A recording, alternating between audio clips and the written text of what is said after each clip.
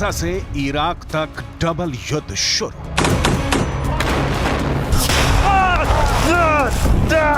Gaza युद्ध धीरे धीरे मिडिल ईस्ट से लेकर पश्चिम एशिया तक फैल चुका है। अब जो खबरें आ रही हैं वो हैरान करने वाली हैं।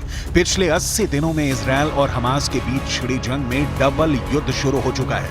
हालात ये हो गए हैं कि एक तरफ गाजा में इजरायली सेना हमास के लड़ाकों से आर पार की जंग कर रही है, जबकि दूसरी तरफ लेबनान बॉर्डर की तरफ से हिजबुल्लाह के लड़ाके इजरायली सैनिकों पर घात लगाकर हमले कर रहे हैं।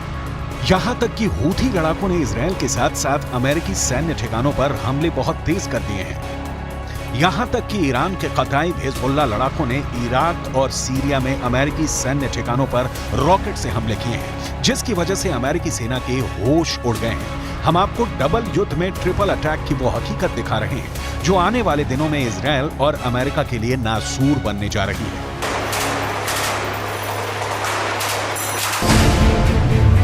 हमास, हिजबुल्लाह और हूथी इजरायल अमेरिका पर भारी। 80 दिन बाद भी गाजा युद्ध में हमास की ताकत उतनी कमजोर नहीं पड़ी है जैसा इजरायल दावा कर रहा है।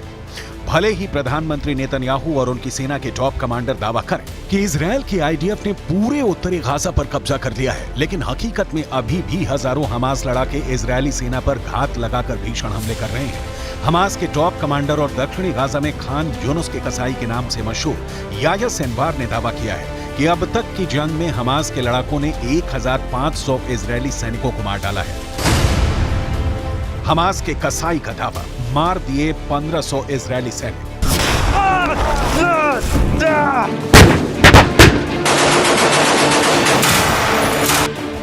गाजा में भले ही इजरायली सेना ने बढ़त बना रखी हो, लेकिन इजरायल के पीएम नेतन्याहू को भी मानना पड़ा है कि गाजा युद्ध में इजरायली सैनिक काफी संख्या में मारे गए हैं, जो हालात को और बदतर बना रहा है। इजरायल खुद मान चुका है कि उसके 475 से ज्यादा सैनिक अब तक जंग में मारे जा चुके हैं।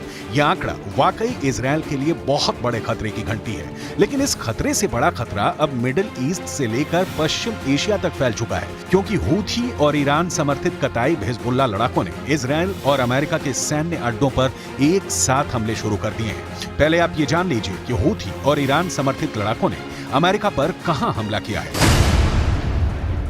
अमेरिका ने यह तो नहीं बताया है कि ईरान समर्थित लड़ाकों ने अमेरिकी सेना पर कब हमला किया था, लेकिन यह जरूर बताया है कि उत्तरी इराक में मौजूद अमेरिका के एरबिल एयर बेस पर ड्रोन से हमला किया गया था। अमेरिका के रक्षा सचिव लॉयड ऑस्टिन के मुताबिक इराक में अमेरिकी सैनिकों पर यह हमला ईरान समर्थित कताइब हिजबुल्लाह के लड़ाकों ने किया था। इराक में ईरान समर्थित कताइब हिजबुल्लाह के लड़ाकों के इस हमले में वैसे तो कई अमेरिकी सैनिक घायल हुए, लेकिन 3 सैनिक बेहद गंभीर रूप से घायल हैं।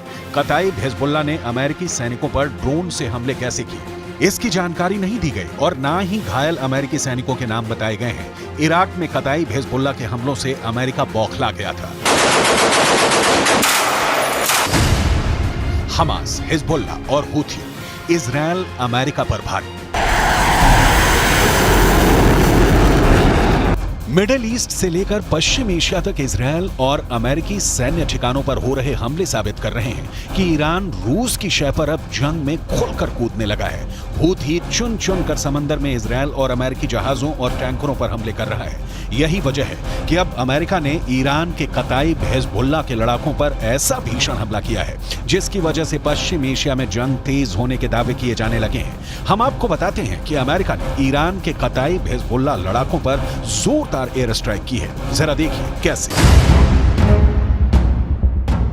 अमेरिकी रक्षा सचिव लॉयड ऑस्टिन के मुताबिक अमेरिकी सेना ने ईरान समर्थित कताइब हिजबुल्लाह पर भीषण हवाई हमले किए हैं। कताइब हिजबुल्लाह पर अमेरिका ने यह हमले इराक और सीरिया में किए हैं। सोमवार यानी 25 दिसंबर को अमेरिकी सेना ने कताइब हिजबुल्लाह पर हमला किया था।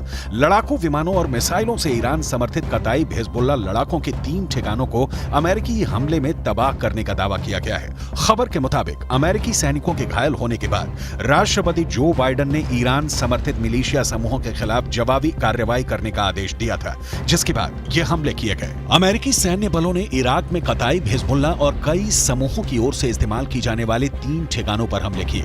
ये सटीक हमले इराक और सीरिया में अमेरिकी अधिकारियों के खिलाफ ईरान प्रायोजित मिलिशिया हमलों का जवाब है। कताइब हिजबुल्लाह सरीखे समूह ने आरबिल एयरबेस पर हमला किया था।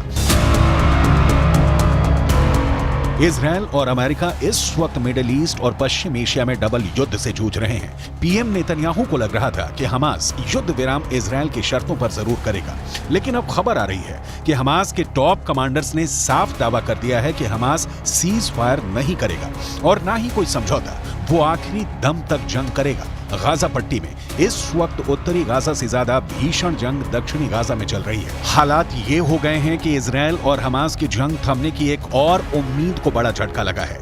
24 दिसंबर को इजरायली मीडिया रिपोर्ट्स में दावा किया गया कि हमास और इस्लामिक जिहाद आतंकी संगठनों ने इजिप्ट या कहें कि मिस्र के उस प्रस्ताव को ठुकरा दिया है जिसमें कहा गया था कि अगर ये दोनों संगठन गाजा की हुकूमत किसी तीसरी ताकत को सौंप देते हैं तो इजरायल परमानेंट सीज फायर कर देगा। लेकिन हमास के टॉप कमांडर ने इस प्रस्ताव को पूरी तरह से खारिज कर दिया है।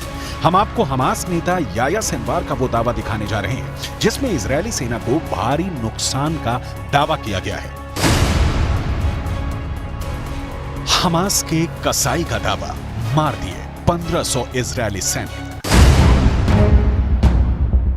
इजरायल की मीडिया रिपोर्ट के मुताबिक हमास के टॉप नेता और कमांडर याह्या सिनवार ने दावा किया कि हमास की सैन्य शाखा अल कसम ब्रिगेड ने 5000 से अधिक इजरायली सैनिकों को निशाना बनाया और उनमें से करीब 1500 इजरायली सैनिकों को मार डाला है। हालांकि ऐसा कोई आंकड़ा इजरायल की ओर से जारी नहीं किया गया है। हमास नेता सिनवार ने इजरायली सैन्य उपकरणों को नष्ट करने की संख्या के बारे में भी बढ़ा चढ़ाकर दावा करते हुए कहा कि हमास ने 750 इजरायली सैन्य वाहनों को तबाह कर दिया है। सिनवार ने इजरायल का जिक्र करते हुए कहा कि उसके कब्जे को मान लेने की शर्तों पर कभी समझौता नहीं होगा और ना ही हमास कभी सरेंडर करेगा।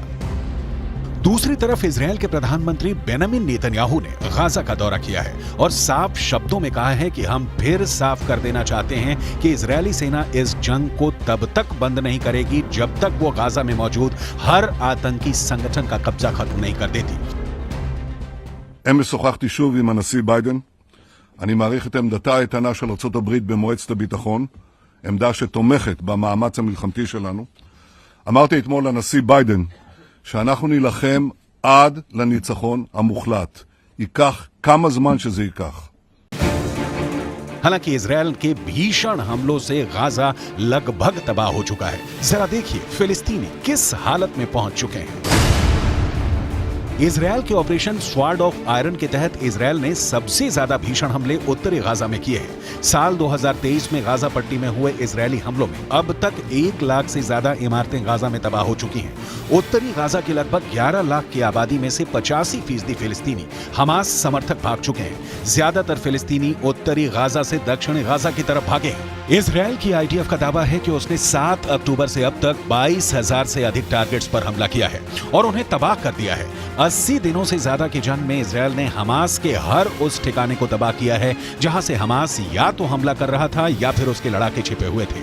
अमेरिकी मीडिया की रिपोर्ट के मुताबिक इजरायल ने दक्षिणी गाजा में भयानक बमबारी शुरू कर दी है।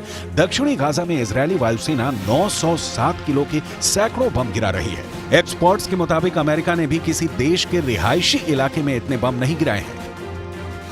कुल मिलाकर हमास, हिजबुल्लाह और हूथी तीनों संगठनों के लड़ाके इजरायल और अमेरिका से लंबे युद्ध की तैयारी में जुट चुके हैं। चीन, ईरान, रूस की शह पर अब मिडिल ईस्ट और पश्चिम एशिया में ऐसा डबल युद्ध शुरू हो चुका है जो नए साल में तीसरे विश्व युद्ध का बड़ा कारण बन सकता है।